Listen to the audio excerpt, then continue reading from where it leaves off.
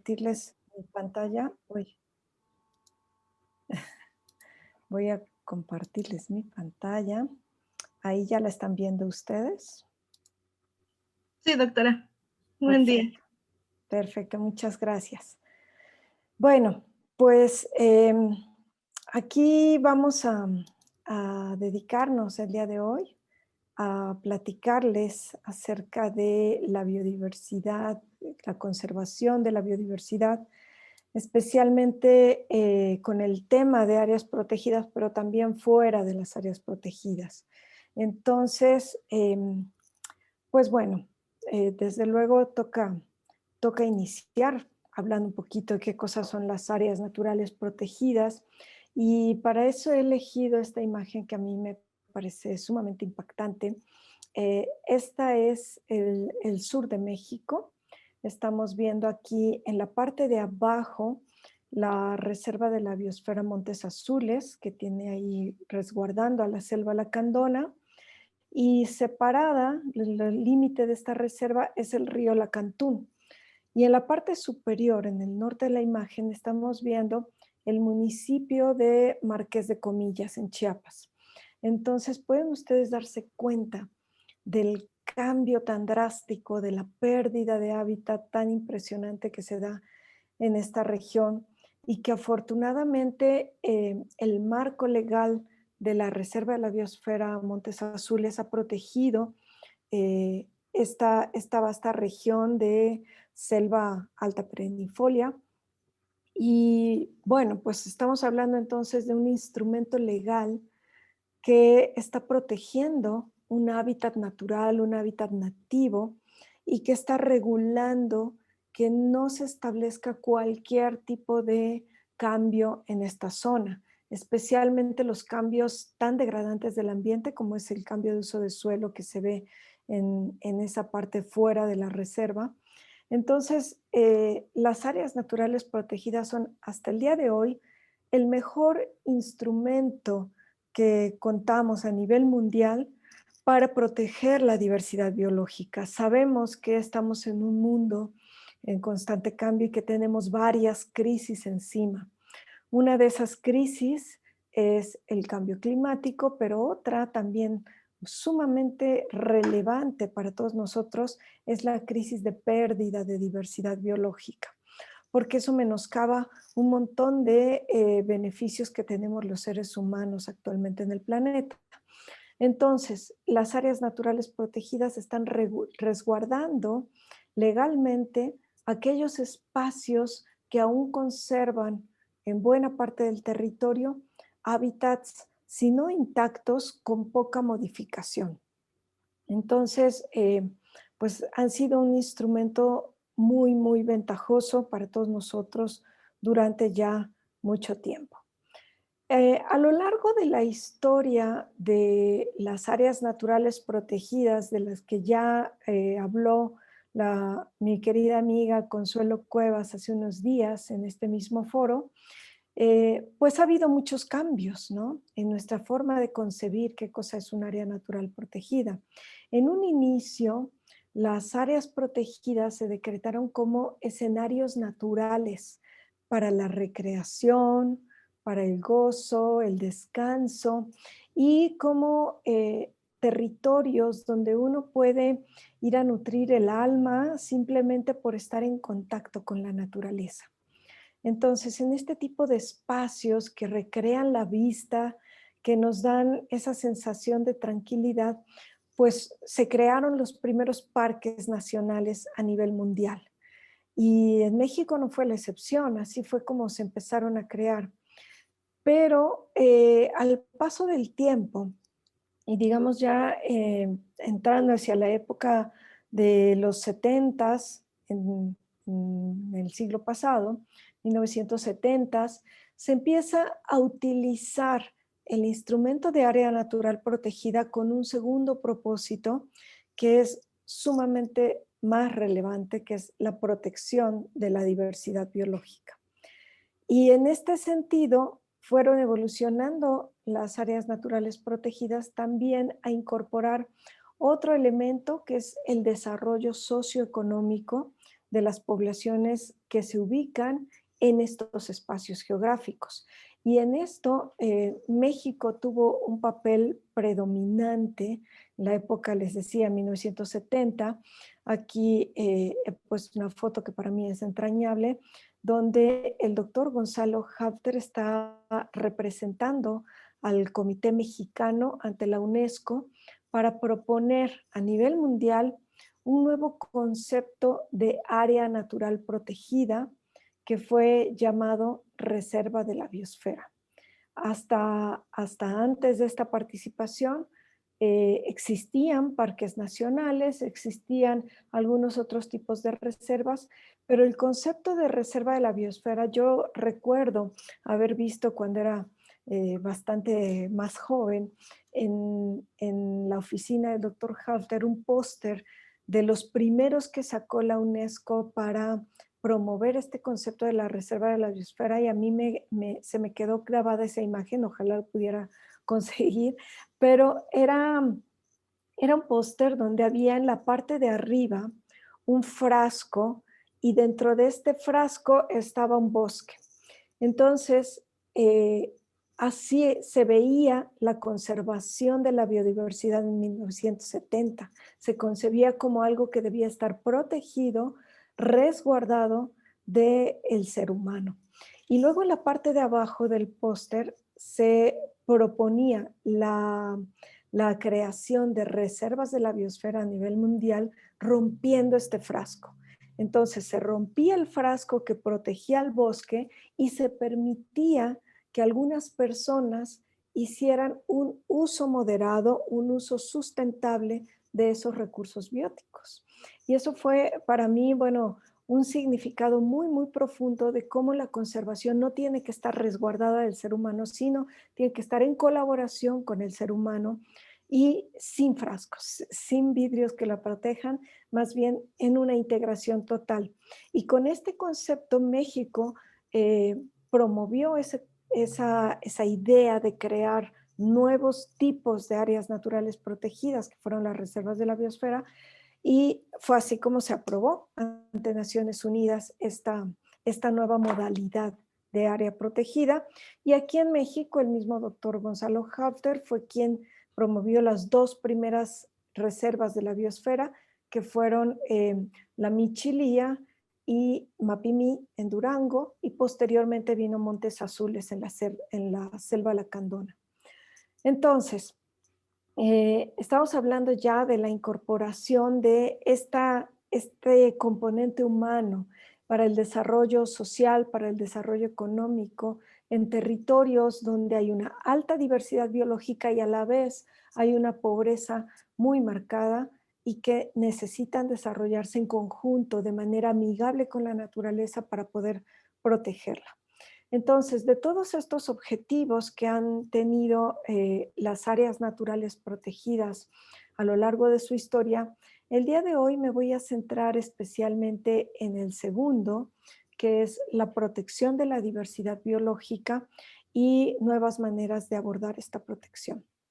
Entonces, con esta palabra biodiversidad, que, bueno, si bien la diversidad biológica se ha estudiado de toda la vida desde que tenemos conocimiento de la ciencia, digamos, occidental, desde grandes filósofos griegos hasta la fecha, se ha estudiado la diversidad biológica. Las personas siempre hemos tenido interés en la naturaleza diversa que nos rodea.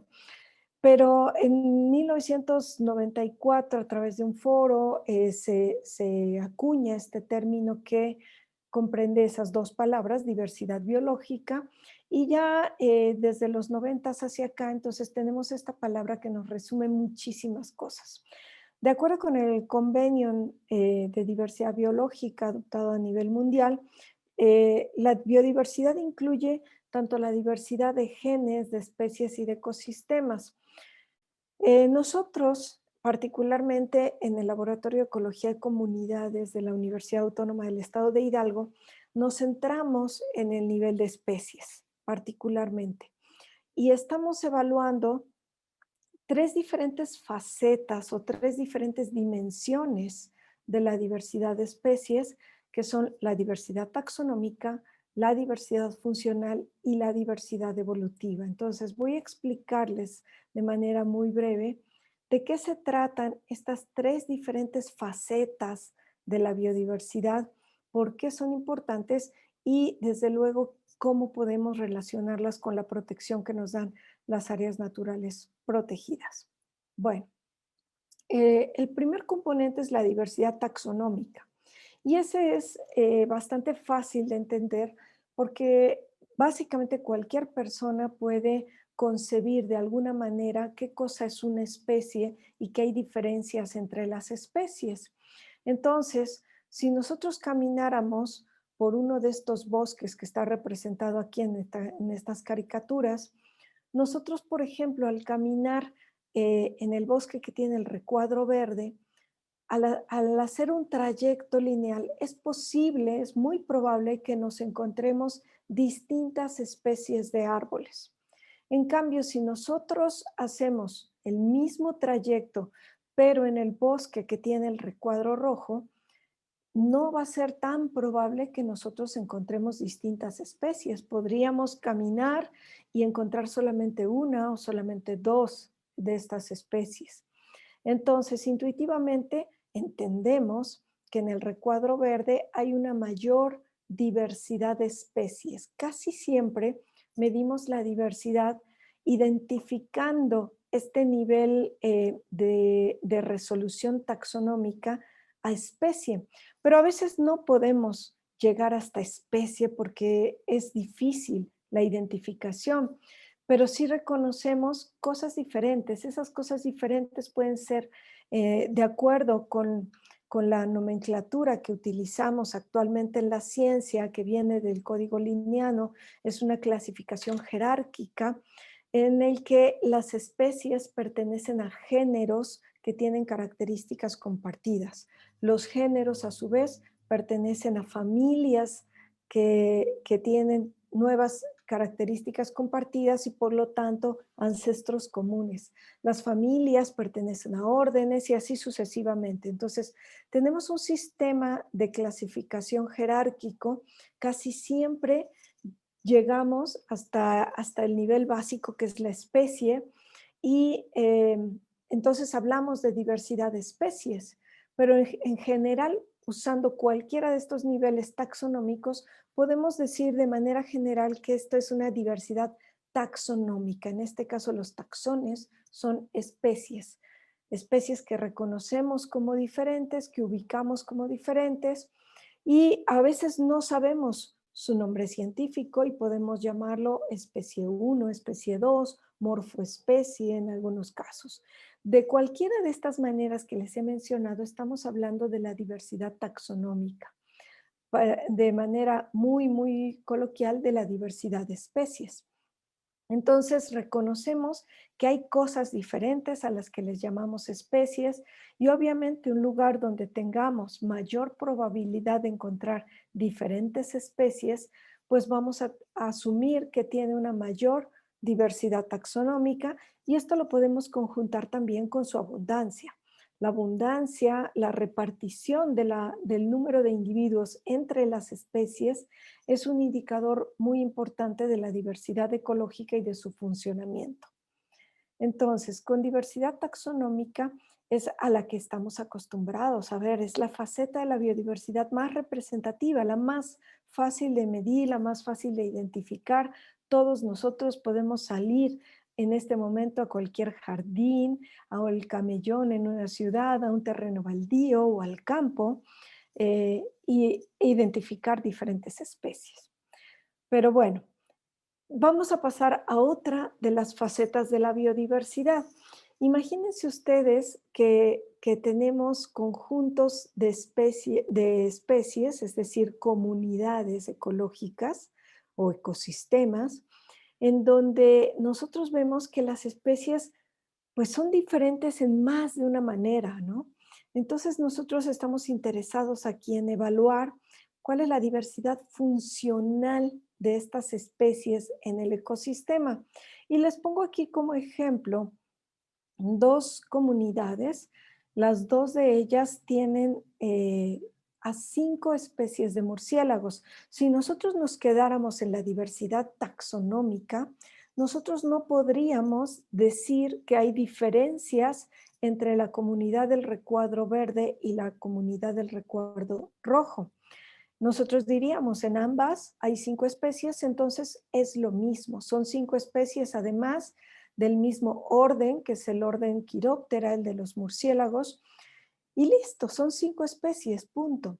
Pero cuidado, porque cuando nos empezamos a fijar en características a las que nosotros llamamos rasgos y que tienen que ver con el funcionamiento de esa especie en su ecosistema, entonces empezamos a notar mucho más cosas. Por ejemplo, en el recuadro verde, si nosotros vemos un rasgo funcional, en este caso la dieta, podemos ver que tenemos a una especie que es un insectívoro aéreo, otro es un insectívoro, pero a diferencia del primero, este atrapa sus presas en el sustrato. Entonces, mientras que el primero puede comer mosquitos y polillas, el segundo posiblemente está comiendo coleópteros, chinches, cucarachas. Y bueno, el tercer murciélago se alimenta de polen y de néctar. El cuarto se alimenta de otros animales y el quinto se alimenta de frutas. Entonces, vean su papel en el ecosistema como pues muy relevante porque los dos primeros están controlando los números, las abundancias de las poblaciones de insectos. Algunos de estos insectos pueden ser plaga, incluso plagas importantes para el ser humano, como los mosquitos transmisores de malaria y de otras enfermedades. El murciélago nectarívoro sabemos que poliniza muchas de las plantas que son benéficas para el ser humano. No podríamos desayunar un cereal con plátano aquí en México, no podríamos tener mezcal si no tuviéramos estos maravillosos polinizadores de muchas de estas plantas, ¿no? El cuarto murciélago, al ser un carnívoro, también está controlando las poblaciones de otros animales como de ranas, de pequeñas serpientes, de lagartijas, incluso de pequeños roedores.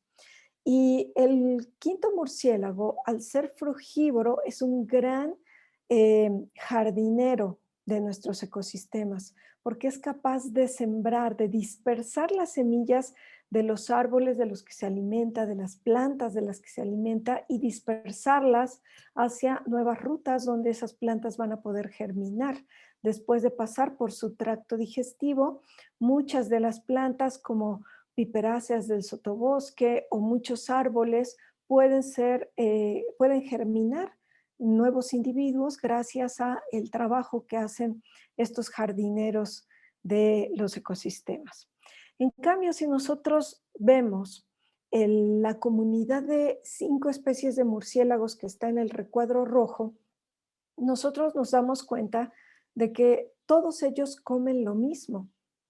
Entonces, eh, no es que no estén haciendo nada, todos ellos están ayudándonos a controlar los insectos, pero es un solo proceso ecosistémico el que estamos viendo aquí, un solo proceso ambiental. Entonces, aquí hablamos de un concepto que ahora es sumamente relevante para nosotros de estudiar, que es la redundancia funcional. Es bueno tener muchas especies que hagan el mismo papel, porque si ante cualquier cambio ambiental alguna de ellas ve reducida su abundancia o incluso se extingue, otras podrían llevar a cabo ese mismo papel sin que el ecosistema sufra considerablemente. Entonces, la redundancia funcional es buena, pero no tenemos una diversidad de papeles funcionales. Entonces, la diversidad funcional nos habla finalmente de la diversidad de rasgos que tienen que ver con atributos de las especies para realizar distintos papeles o roles en el ecosistema. ¿Ok? Entonces, bueno, aquí empiezo a platicarles de un trabajo que he desarrollado con una ex estudiante, una gran amiga mía, que es Natalia Martín Regalado. En este primer trabajo, bueno, pues empiezo a platicarles un poquito de esto, de la diversidad funcional. Y nosotros para eso utilizamos este grupo de roedores. Es solamente una familia de roedores, la familia Crisetidae, y trabajamos en el estado de Oaxaca. Entonces, cuando nosotros evaluamos para esta familia de roedores el número de especies, es decir, la diversidad taxonómica, nosotros logramos obtener un mapa del estado de Oaxaca donde ustedes pueden ver en las partes verdes más oscuras los lugares donde tenemos una mayor diversidad de especies, un número de especies. Tenemos habitando localmente hasta 37 especies de este tipo de roedores, que son los roedores crisétidos, y en las partes anaranjadas y rojas es donde tenemos la menor diversidad, ¿sí? Hay lugares de Oaxaca en que solamente hay 3 especies de esta familia.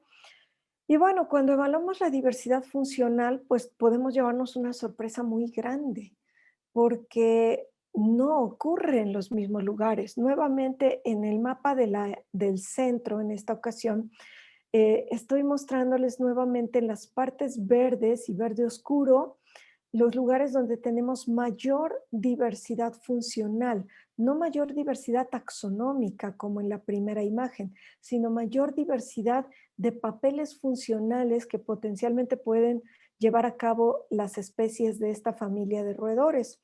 Y en las partes rojas, anaranjadas y rojas, tenemos la menor diversidad funcional. Entonces, si ustedes ven los dos primeros mapas, se dan cuenta que tenemos aquí una situación compleja, porque si protegemos una de las facetas de la biodiversidad, probablemente no estamos protegiendo la otra. Entonces, lo que hicimos en el tercer mapa fue evaluar la congruencia espacial, es decir, identificamos aquellos lugares que están puestos aquí en verde, donde hay una alta congruencia en estas dos facetas de la biodiversidad, el número de especies y la diversidad funcional. Entonces, las áreas verdes del tercer mapa nos indican aquellos lugares en donde tienen alto número de especies y alta diversidad funcional, o bien bajo número de especies y baja diversidad funcional. Es congruente estas dos facetas de la biodiversidad. Pero en los lugares naranja oscuro del tercer mapa, lo que tenemos son territorios en los que no hay congruencia entre estas dos facetas de la biodiversidad. O bien tenemos alto número de especies, pero baja diversidad funcional, o bien tenemos bajo número de especies, pero alta diversidad funcional. Entonces, ¿para qué nos sirve la diversidad funcional? Bueno, nos habla de lo que hacen las especies en el ecosistema, y muchas de estas acciones o muchos de estos procesos que llevan a cabo las especies son servicios para el ser humano, nos ayudan a nosotros mismos y mantienen la salud de los ecosistemas. Entonces, la diversidad funcional es una de las facetas más importantes a evaluar cuando evaluamos la biodiversidad. Bueno, y finalmente les hablo de la tercera de estas facetas o dimensiones de la biodiversidad a las que me voy a referir el día de hoy, que es la diversidad evolutiva. Aquí tengo representado en esta caricatura de dos comunidades, una primera donde tengo 3 especies, y en la segunda, aunque también hay 3 especies, pertenecen a grupos evolutivos diferentes. Fíjense, en la comunidad 1 están unidos por una línea verde, no sé si la alcanzan a apreciar, las 3 especies que están representadas, y tenemos ahí todo lo que nosotros llamamos un clado, un linaje que representa a las tortugas. Luego tenemos otro linaje evolutivo que es el de las serpientes, y algo muy distinto que es el linaje evolutivo de los cocodrilos. Entonces, si nosotros evaluamos la herpetofauna, podemos decir que hay 3 especies de reptiles en esta comunidad. Pero, ¿qué tal si la comparamos con otra comunidad como la 2, donde también tenemos 3 especies de reptiles? En este caso, las 3 especies son serpientes y aunque están diferenciadas a nivel de especie, pertenecen a un mismo linaje, a una misma rama evolutiva que es el linaje de las serpientes.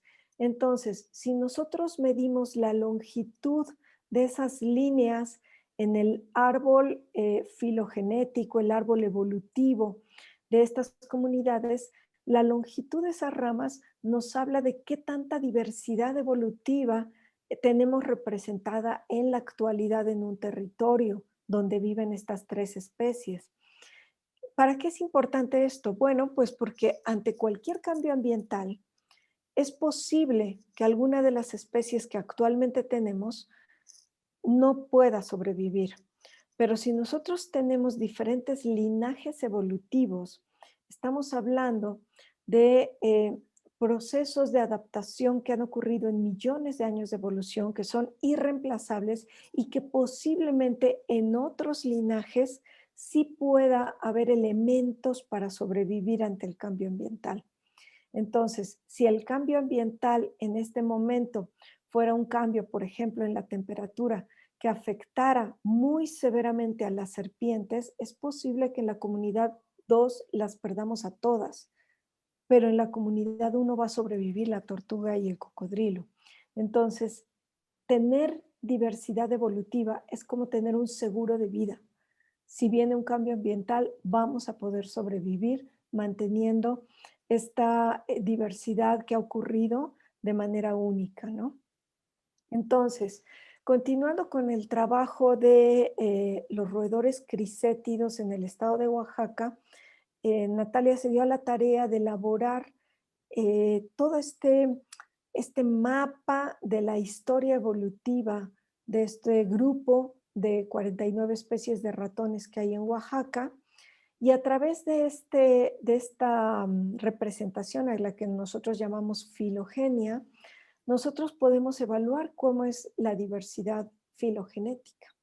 Y entonces tenemos una historia más completa que les estoy representando ahora en estos 4 mapas del estado de Oaxaca, donde tenemos múltiples dimensiones de la biodiversidad. El mapa superior de la izquierda, ya lo conocen ustedes, es el mapa de la riqueza de especies, el número de especies. Las partes pintadas en verde es donde hay más especies. Luego el mapa superior de la derecha, también ya lo conocen ustedes, es el mapa de la diversidad funcional. Y ya vimos que hay incongruencias en ambas facetas. Ahora pasamos a la parte de abajo del lado izquierdo. Tenemos un mapa que nos está ubicando las zonas con mayor diversidad filogenética o diversidad evolutiva de este grupo de roedores. Y esas zonas con mayor diversidad evolutiva están pintadas en verde. Las zonas, por el contrario, que tienen menor diversidad evolutiva están en rojo. Y finalmente hemos añadido otro mapa que representa otra de las dimensiones de la diversidad y es el mapa de la parte inferior a la derecha de las especies raras. Es un mapa de rareza que está muy fuertemente correlacionado con un mapa de endemismos. Entonces, aquí en este último mapa tenemos en los recuadros verdes los lugares donde tenemos el mayor número de especies endémicas. Hay hasta 7 especies endémicas en cada uno de estos cuadritos verdes viviendo ahí. En cambio, los recuadros que están ahí en rojo, todo lo que está pintado en rojo, ahí no hay especies raras, ahí no hay especies endémicas.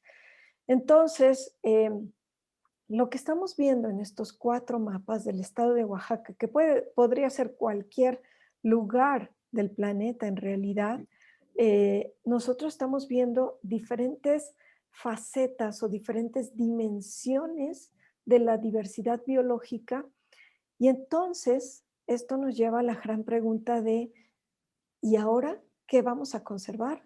¿Qué vamos a medir?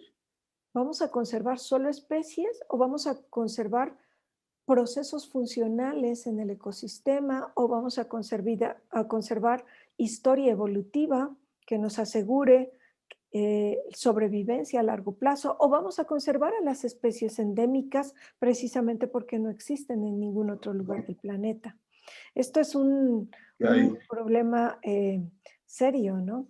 Y eso me recuerda en una de las clases más divertidas que me toca dar, que son siempre con mi amigo Eduardo Pineda. Planteamos a los estudiantes una situación. Imagínate que tú no estás encargado de la biodiversidad, olvídate de la biodiversidad. Imagínate que estás contratado como guardia de un museo y en ese museo te toca cuidar a ti cuatro pinturas muy, muy valiosas en una sala impresionante. Entonces te han dejado ahí en cada una de las cuatro paredes de esa sala. Imagínate que tienes un cuadro de Goya, tienes un cuadro de Picasso, tienes un cuadro de Frida Kahlo y tienes un cuadro de, a lo mejor, no sé, Guayasamín, que es un fabuloso pintor ecuatoriano. Entonces, ¿cuál conservarías? Si de repente en esa sala, en ese museo, empieza a haber un incendio. Hay un incendio y tú tienes que salir si no te mueres. Entonces, imagínate que tú solamente pudieras llevarte uno de los cuadros. Claro, el ideal es que pudieras llevarte los cuatro. Los cuatro son valiosísimos. Son cuadros realmente muy valiosos para la historia de la humanidad. Llévate los cuatro, pero si no puedes, ¿cuál te llevas? ¿Te llevas el Goya y el Frida Kahlo o te llevas el Picasso y el Guayasamín? Y si nada más pudieras llevarte uno, ¿cuál te llevarías? ¿Cuál es más valioso? ¿Es más valioso un Goya o es más valioso un Picasso? No hay respuesta, ¿no? Lo ideal es que conservemos todo lo mejor que podamos, pero al menos tenemos que estar conscientes de que conservar una sola de estas facetas de la biodiversidad no nos está asegurando conservar otras facetas de la biodiversidad. Si nos centramos únicamente en el número de especies, no estamos conservando procesos funcionales, no estamos conservando servicios ecosistémicos, no estamos conservando endemicidad, no estamos conservando diversidad evolutiva. Entonces, empecemos por estar conscientes de que una sola de las facetas no representa a las otras y posiblemente necesitemos pensar en algo más, ¿no? Y bueno, para seguir con la historia del estado de Oaxaca, no sé si alcanzan a ver ahí unos polígonos de colores en estos mapas, pero los van a ver más fácilmente en este siguiente mapa. Bueno, lo que hicimos en este mapa fue tomar los lugares que tuvieran el mayor número de especies, perdón, pero también una alta diversidad funcional, también una alta diversidad evolutiva, también un alto número de endemicidad, de rareza. Y entonces, combinando estas cuatro dimensiones de la biodiversidad que les acabo de mostrar, hemos propuesto en este mapa algo a lo que llamamos áreas para la conservación multidimensional de la biodiversidad. Son las áreas que resultan prioritarias a conservar porque tienen los mayores puntajes de biodiversidad si juntáramos esas distintas dimensiones. Y vean cómo aparecen aquí distribuidas ya en las distintas subprovincias fisiográficas de Oaxaca. Y les decía, fíjense que tenemos ahí algunos polígonos de colores. Yo no sé si ustedes los alcanzarán a ver, pero tenemos polígonos que están grandes en rosa, como aquí, no sé si ven tampoco mi cursor, pero les estoy señalando el polígono más grande delimitado de color rosa. Es la única reserva de la biosfera que hay en Oaxaca, que es además compartida con Puebla, que es el Valle Tehuacán-Cuicatlán. Entonces, esta es la reserva de la biosfera Tehuacán-Cuicatlán. Y tenemos otras áreas naturales protegidas, como está por acá Chacagua, está el Parque Nacional Huatulco, pero son pequeñitas, ¿no? Por ahí repartidas. Luego hemos puesto, además de estas áreas naturales protegidas que están en rosa, que representan la iniciativa gubernamental, hemos puesto otras áreas que son de iniciativa social, de iniciativa comunitaria. En azul hemos puesto aquellas áreas que están bajo la categoría de áreas destinadas voluntariamente a la conservación, que son para la conservación comunitaria y cubren un territorio bastante amplio en el estado de Oaxaca. Están aquí todos esos polígonos azules. Después hay aquí también muchos polígonos en color marrón, muchos de ellos aquí pequeñitos, que son áreas donde se están dando pagos por servicios ambientales. También son áreas dedicadas de alguna manera a la conservación. Y hay algunos por ahí polígonos en rojo más pequeñitos que son unidades de manejo para la conservación de la vida silvestre, son UMAS. Entonces, lo que hemos querido representar aquí es cómo este sistema, si juntamos tanto las áreas protegidas gubernamentales como las de interés social que están en otros colores, cómo tenemos pues representado al estado de Oaxaca en áreas protegidas, pero cómo nosotros hemos identificado áreas que son muy importantes para la conservación multidimensional de la biodiversidad y que no están en ninguno de estos polígonos, ¿no? Entonces, cuidado. Claro, nosotros aquí hemos elegido solamente un grupo biológico como un indicador de la biodiversidad. Posiblemente otros grupos biológicos nos dieran un panorama distinto, pero aquí ya empezamos a darnos cuenta que las áreas protegidas, ya sea gubernamentales o de interés social, no son suficientes para conservar o no son adecuadas para conservar de mejor manera las diferentes dimensiones de la biodiversidad.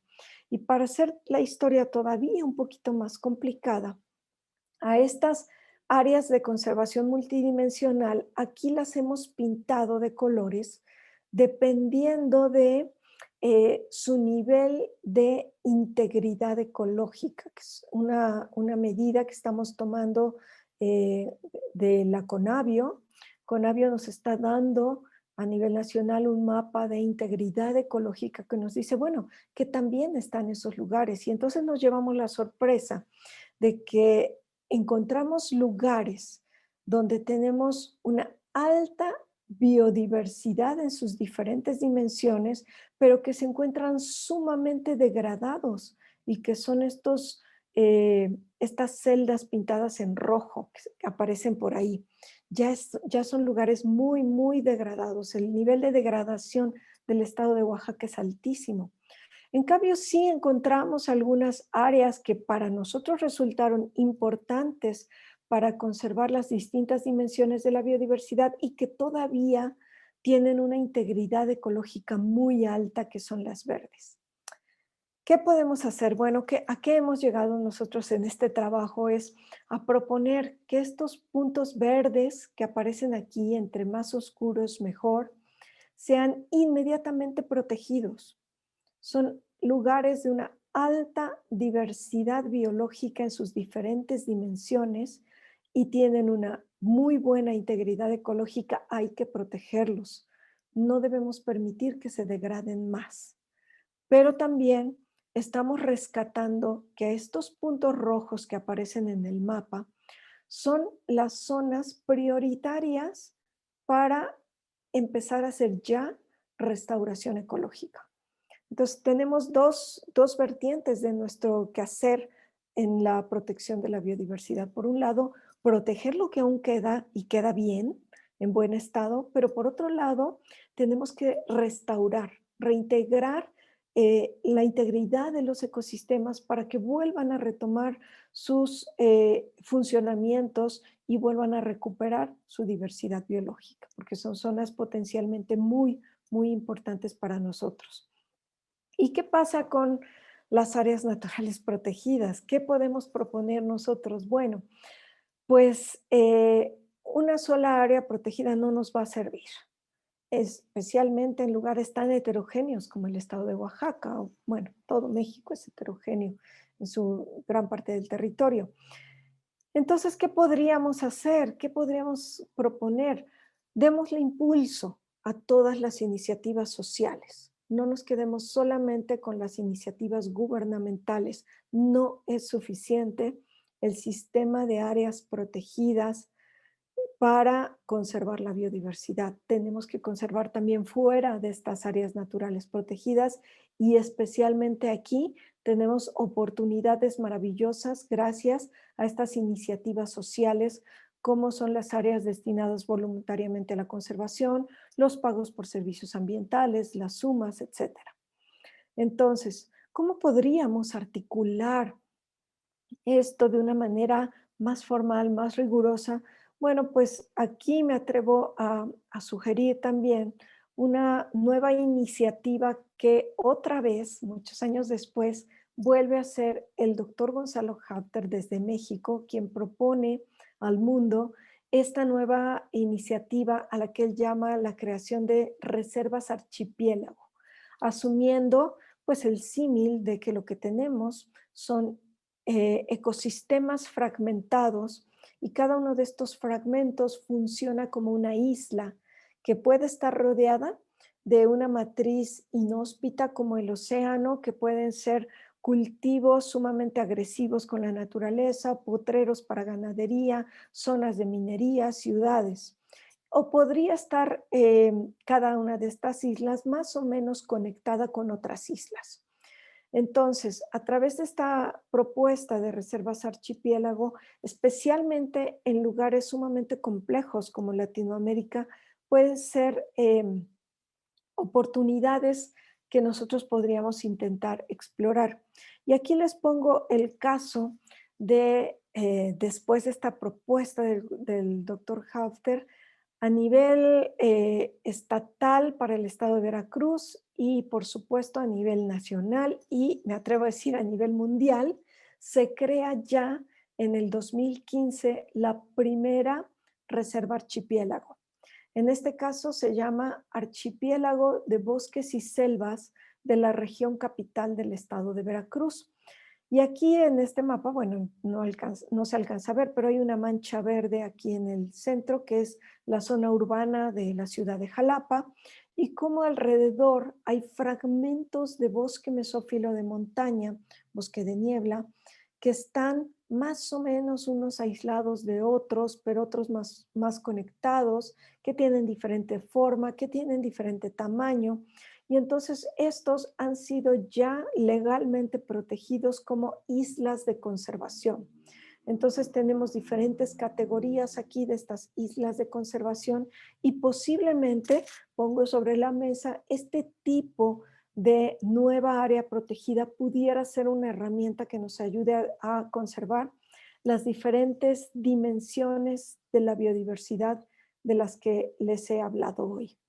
Y bueno, yo con esto concluyo agradeciendo a mi amiga Natalia por todos estos datos y este trabajo que hemos hecho juntas y a los demás autores que nos han apoyado en diferentes etapas de estos trabajos. Y por supuesto, me pongo aquí a disposición de ustedes por si alguien tuviera alguna pregunta. Doctora, qué gusto, qué interesante información, muchas cosas que realmente tenemos que preocuparnos, ¿no? De hecho, la parte gubernamental es importante, pero hoy tocaste un punto muy eh, sensible, que es la parte social, ¿no? La parte voluntaria, que yo creo que nos da oportunidad de conservar y sobre cuál me llevo los cuatro, pues yo gustaría que mejora con los cuatro, pero es muy difícil. Voy a leer un poco, si me permites, Claro la que sí. dinámica del chat. Te dan saludos eh, Lorena González, ¿no? De la Autónoma de Hidalgo. Saluda a todos, en especial a ti. El ingeniero Martín Careaga Benítez, de Desarrollo Agropecuario Social y Ecología de Tepango. la bióloga Ana Luisa Mentado, Dirección de Ecología de Zoológico de Tula, Óscar Iván García de Ejido Matías Rodríguez en Tepeapulco. Hay una persona de Mazatlán, Sinaloa. Gracias, Gerardo, por conectarse y estar al pendiente de la información que tenemos en Hidalgo y ahorita en este caso de Oaxaca. Del área de ecología de Villa de Xontepec, de la dirección de Dr. Nicol Grande, de la dirección de ecología del Arenal, y Edgar Cárdenas, del director de ecología del municipio de Emiliano Zapata. Creo que muchos directores de ecología municipal, y eso pues es muy, muy importante, ¿no? En este caso, conservar la parte municipal, como tú bien lo dijiste, para ir creciendo en ese sentido. Esos son los saludos y los puntos que están, en este caso, comentando. Muchísimas gracias y saludos a todos, por supuesto. Hay alguien, doctor José Antonio Torres, adelante, si tienes una pregunta para la doctora, te cedemos el micrófono.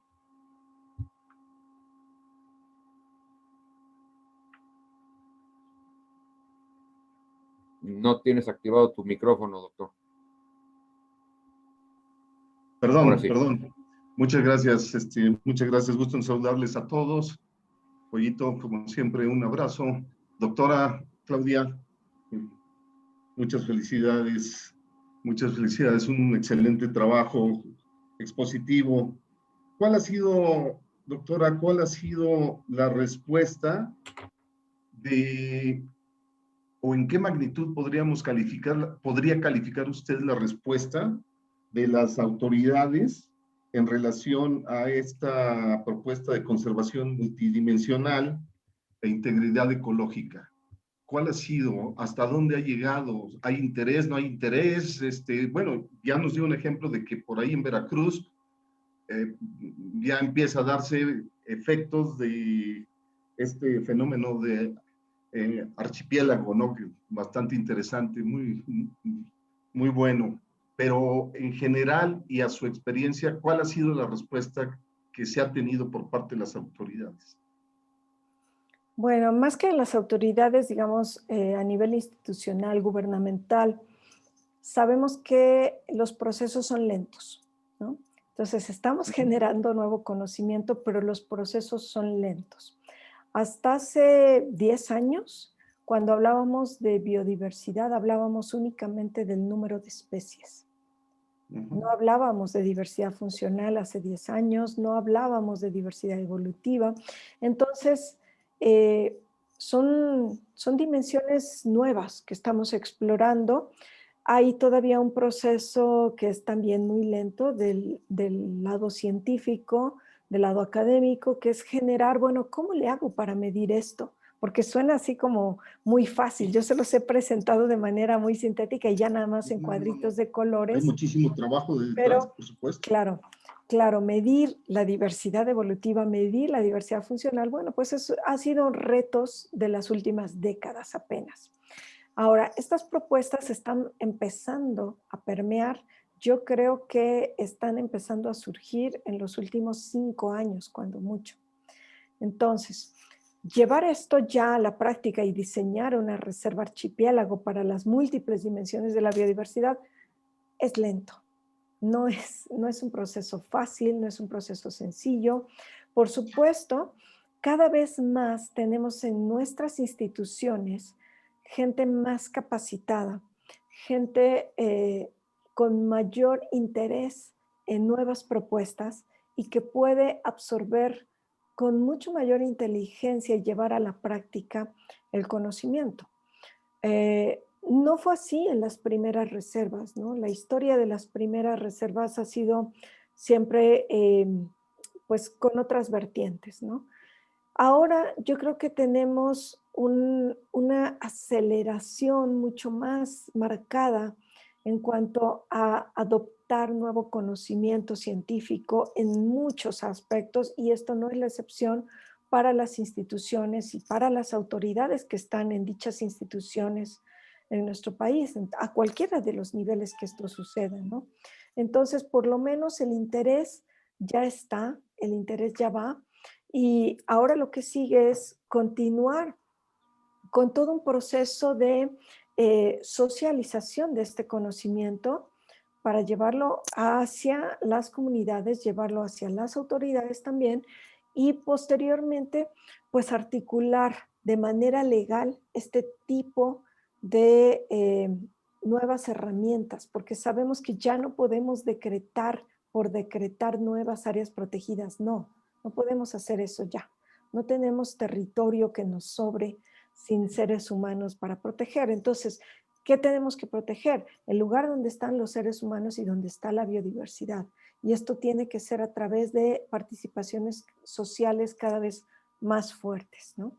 Entonces, creo que es muy valioso y muy bien recibido el apoyo institucional, pero no es suficiente. Es la sociedad a través de diferentes medios que tiene que apropiarse del nuevo conocimiento.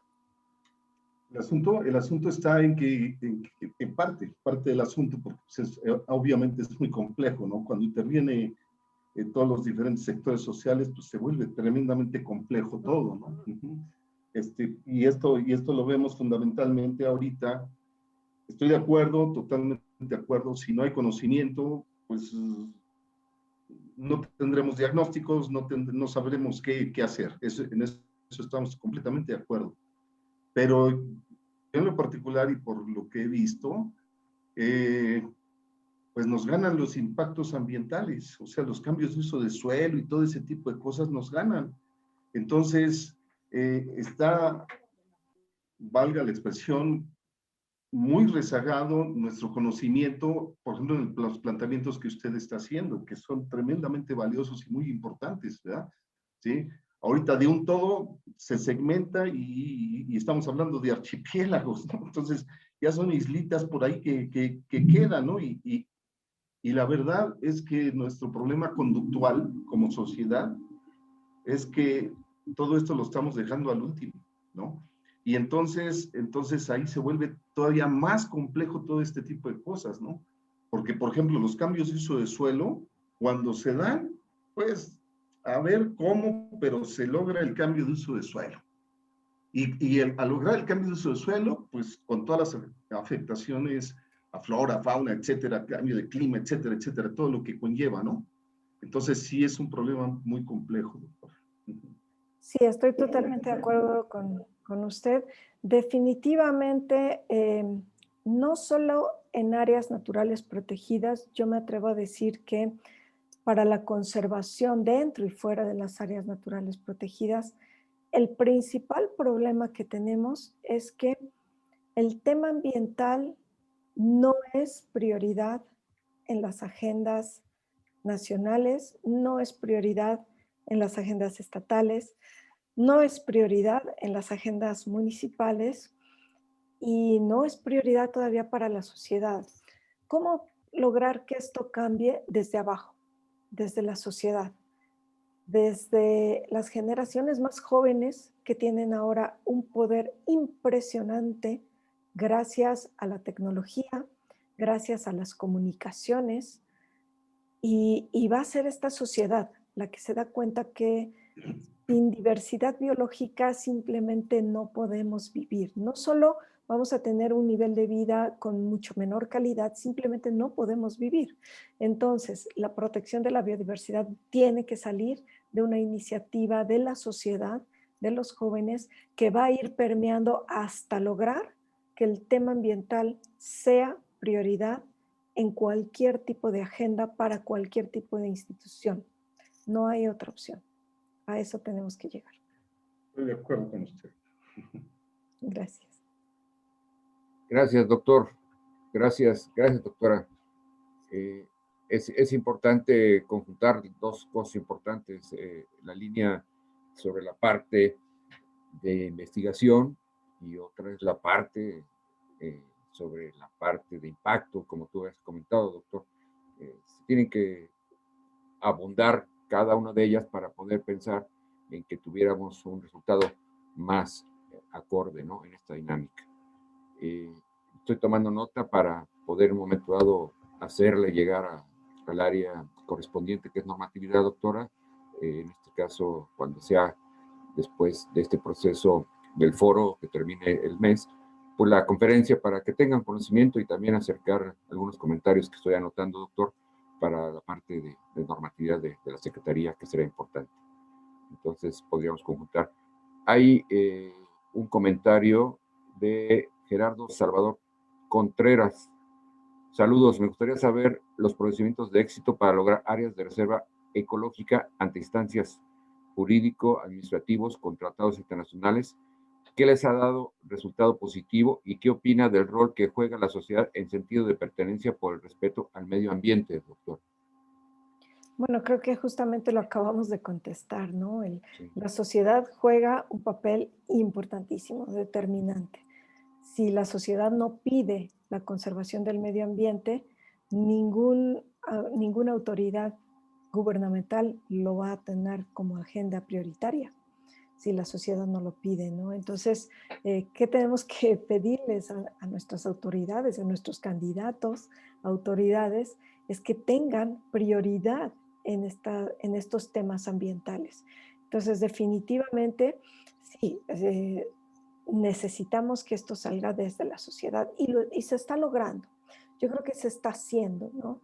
Actualmente, eh, yo soy muy optimista y me vuelvo cada vez más optimista cuando veo, y la universidad me permite estar en contacto con muchos jóvenes, cuando veo que las nuevas generaciones son mucho más conscientes del tema ambiental de lo que nosotros éramos a su edad. Ojo, quienes estudiamos una licenciatura en biología teníamos amor por los animalitos y las plantas y no nos preocupaba tanto conservar en hace 20, 30 años el medio ambiente. No era prioritario, pero ahora sí. Ahora las nuevas generaciones lo toman totalmente fuera del ámbito académico, es decir, no necesitas entrar a una universidad, no necesitas cursar una licenciatura en ciencias, no necesitas tener contacto con una carrera de biología, por ejemplo, para darte cuenta que el medio ambiente está sumamente degradado y que necesitamos cambios. Entonces, las nuevas generaciones tienen ya esa conciencia que nosotros no teníamos a su edad y tienen grandes herramientas que son la tecnología y las comunicaciones.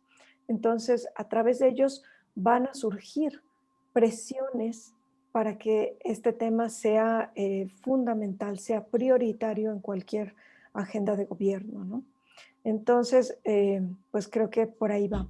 Y en cuanto a, ¿cómo era? Procedimientos de éxito para lograr proteger, bueno, nosotros no hemos estado haciendo trámites, gestiones, procedimientos para decretar áreas protegidas. Nosotros no lo estamos haciendo. Nosotros estamos investigando la parte biológica, estamos contribuyendo, generando estas visiones de múltiples dimensiones de la biodiversidad y en realidad las áreas protegidas están protegidas desde hace mucho más tiempo antes de que se supiera que había estas diferentes dimensiones. Esas áreas protegidas gubernamentales se han establecido con diferentes presiones, cada una de ellas, algunas con iniciativa académica diciendo aquí hay una especie en peligro, otras diciendo aquí hay muchas especies endémicas, otra diciendo aquí tenemos poblaciones que están extrayendo recursos naturales a una tasa muy elevada y tenemos que controlarlas. Entonces, cada área natural protegida que se ha decretado históricamente ha sido con diferentes procedimientos, diferentes objetivos. Ahora, actualmente, lo que estamos viendo es que no se trata ya de áreas naturales protegidas únicamente, se trata de muchas iniciativas sociales y esas no las proponemos nosotros, esas las propone la sociedad. Los dueños de los terrenos son quienes destinan áreas voluntariamente a la conservación, quienes destinan áreas para conservación por pago de servicios ambientales, etc. Entonces, es una nueva dinámica y tenemos que adaptarnos a estas nuevas dinámicas, nuevas necesidades de la sociedad. ¿Ok? No sé si respondí, Sí. perdón, pero espero haberlo hecho. Gracias, doctora. Gerardo, muy amable por el por el comentario que pones en la mesa, a lo mismo que va en relación, lo que dice Chanel Juárez, dice, como tomadores de decisiones por parte del gobierno, ¿qué tanto consideran la información científica para decretar o formar áreas para conservar? Pues es un proceso en donde la Secretaría de Medio Ambiente tiene una subdirección de áreas naturales protegidas que considera muchos criterios para poder manifestar un decreto en este proceso. Hoy en la actualidad tenemos más de 50 decretadas de carácter estatal, doctora. En este caso, como el Parque Ecológico de Cubitos, que es la primera que fue decretada el 30 de diciembre de 2002. Entonces, ya tenemos un proceso bastante largo, en donde solamente no nada más es decretarla, sino llevar un proceso de un programa de manejo, un presupuesto y darle soporte a toda esta dinámica, aunado, como pregunta Chanel Juárez, la parte de investigación. Digo, si no vamos de la mano con la parte de investigación, pues no tendríamos, doctor, lo que tú estás comentando, ¿no? Aunque desafortunadamente incide también la parte, pues, de lo que es la parte de otros factores para, por ejemplo, el cambio de suelo, desafortunadamente. ¿Alguien más que tuviera? Muchas gracias, dice Gerardo Salvador, ¿dónde puedo compartir acciones realizadas y palpables?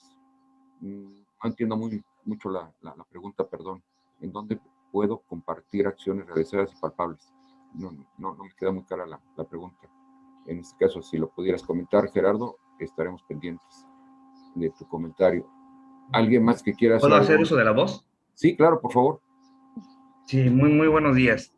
Buenos días. Su servidor, orgullosamente hidalguense, Gerardo Salvador, de Tepe de Aldana, y tengo un poquito conocimiento al respecto de lo que es la presa de Endón, río Salado Camaye, el río Tula, y sabemos de antemano las vertientes que hay de la contaminación. Es un foco rojo a nivel internacional. El destino me hizo salir de mi origen. Me encuentro actualmente en Mazatlán, Sinaloa.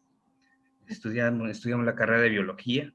Estuvimos haciendo estudios en todo el estado aquí en Sinaloa, del uso inadecuado de agroquímicos, vertimientos a lo que son los manglares, y tuvimos que estudiar la carrera de Derecho. Por consiguiente, a eso me refería en los trámites burocráticos, la inobservancia de los poderes que nos, pues ahora sí que nos, como dice, nos liderean o nos representan. Entonces tuvimos que estudiar. Afortunadamente, estamos ahorita como promotor ambiental designado por el ministro presidente de la Suprema Corte, aquí en Mazatlán. Pero esto ya hay que tener pasión por las cosas, hay que tener convicción, y que con o sin, sí podemos hacer las acciones. En Hidalgo yo llego y hago algunas, y otras las tengo aquí. Me dediqué últimamente a adoptar parques, y no nada más parques, ranchos, comunidades, y la estamos arborizando, otras reforestando y concientizando. Yo trabajo mucho, pero con niños. Le apuesto, el joven ya no me dio resultado, los adultos mucho menos. Entonces, pero eso no demerita, sino que utilicé la teoría de que quién manda en casa. Entonces, quien manda en casa, unos dicen que es la mujer, otros dicen que es el esposo, pero realmente por quien trabajamos y nos esforzamos es por darle una buena educación, unos buenos principios es a nuestros hijos. Entonces me he dedicado a trabajar con ellos. Actualmente ahorita sí tenemos ya alrededor de unos 35 parques adoptados, pero estamos concientizando en el sentido que trabajamos con universidades, con escuelas, utilizando el programa de escuelas tiempo completo. Una directriz es de ecología y en derecho a un medio ambiente sano, lo que son los jardines o los huertos, pues, familiares, los metemos también en las escuelas. Entonces, la idea de esto, y me llamó la atención porque yo tenía la idea de que ya se habían logrado algunas gestiones para hacer reservas ecológicas o el día de mañana unos santuarios, porque aquí logramos algunos, pero es una burocracia muy larga. Lo que fue, por ejemplo, aquí les comparto, lo pueden buscar, Esterol Yugo, que fue en el CIAT, donde estaba ubicado un centro de investigación, donde somos pioneros ahí, de los primeros inicios de la carrera de biología. Entonces, es muy difícil, porque efectivamente nuestras autoridades no tienen esa directriz o como prioridad, pues, o una designación para prestar atención a ello. Y si lo vemos ya en hechos reales, todo lo que estamos ocasionando nosotros como seres humanos, estamos degradando y nos estamos envenenando a nosotros mismos. Entonces, la invitación o lo que yo pudiera hacer en ese momento es compartir parte de los trabajos que hemos realizado y es concientizar. Es la única manera, pero con acciones, con hechos reales, porque muchas veces yo estoy en un grupo de ambientalistas del noroeste, pero me tuve que retirar porque muchas veces se utiliza para otras acciones y no es para trabajo. Entonces ahorita tengo un grupo de promotores ambientales en acción, que es como lo dice, lo decimos y lo hacemos. Entonces eso, al inicio hubo inercias, porque se cree que quieres apoderarte de espacios, que quieres, con otro fin.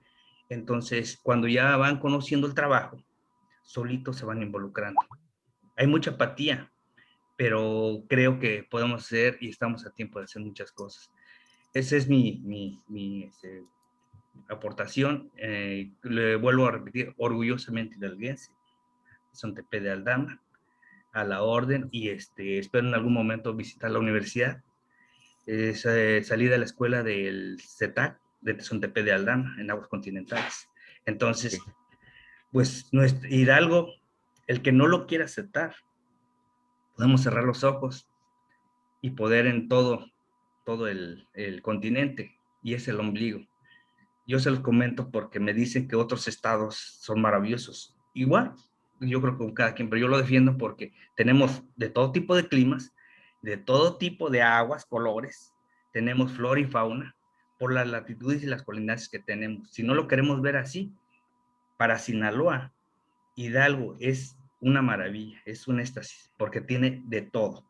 Y en corto, bueno, esa es mi aportación. Gracias por la oportunidad. Gracias a ti, Gerardo, muy amable, muy amable. Doctora, ¿algún comentario? Pues bienvenido aquí en la Universidad de Hidalgo cuando quieras. Muchas gracias. Muchas felicidades por todo el trabajo que realizan. Así es. Hay que picar piedra a veces para poder incidir en un punto que resaltó mucho, que es la parte de conciencia, ¿no? Y eso es fundamental para poder elaborar brazos y conjuntar muchas cosas en ese sentido. Y sumar la parte de investigación es sumamente vital. ¿O no, doctor? Es algo, yo creo que una labor muy interesante. Gracias. Gracias, Gerardo, muy interesante. Doctora, ¿algún comentario o alguien más que tenga alguna pregunta, si fueran tan amables?